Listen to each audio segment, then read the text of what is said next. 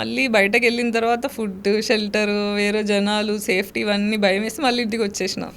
అట్లా చాలాసార్లు పారిపోదాం అనుకున్నా వచ్చేసిన. ఎందుకంటే there is no peace in the house, there is no peace outside. అలాంటి సిచ్యువేషన్లో ఏమవుతుందంటే సబ్ కాన్షియస్ బ్రెయిన్ బిజీ ఉంటుంది.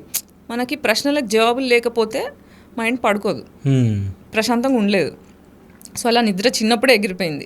రాత్రులంతా ఆలోచనలే, నేనేం తప్పు చేసా, ఎలా పారిపోవాలి, సూసైడ్ అటెంప్ట్స్ ఎక్కువ. బయటికి పారిపోయేటట్లేదు, ఇంట్లో ఉండేటట్లేదు, నాకు ఇది భరించలేకపోతున్నా, ఒళ్ళంతా నొప్పి. చిన్నప్పటి నుంచి ఏడవడం నొప్పి ఇదే సరిపోయింది. నా వల్ల అవ్వట్లేదని చిన్నప్పటి నుంచి, ఊహ తెలిసినప్పటి నుంచి సూసైడ్ అటెంప్ట్ చేస్తుండే. I want escape from the pain. చచ్చిపోవాలని లేకుండే కానీ ఈ పెయిన్ నుంచి తప్పించుకోవాలని ఉండే. సో అలా ఎప్పుడు బ్రెయిన్ బిజీగా ఇన్సైడ్ ప్లాన్లు, పారిపోవాలి ఎలా, సేఫ్గా పారిపోవాలి ఎలా, చచ్చిపోవాలి ఎలా, ఇవే నడిచేవి బ్రెయిన్లో. అత్తే వాళ్ళ ఇంట్లో 5 ఏళ్ళు మా అమ్మ వాళ్ళ దగ్గరికి వెళ్ళాలని, మా అమ్మ వాళ్ళ దగ్గర రాగానే ఇక్కడెక్కడ నుంచి వెళ్ళాలి, ఇక్కడ నుంచి ఎక్కడికి వెళ్ళాలి. సో ఈ బ్రెయిన్ పీస్ఫుల్గా ఉండకపోయేది.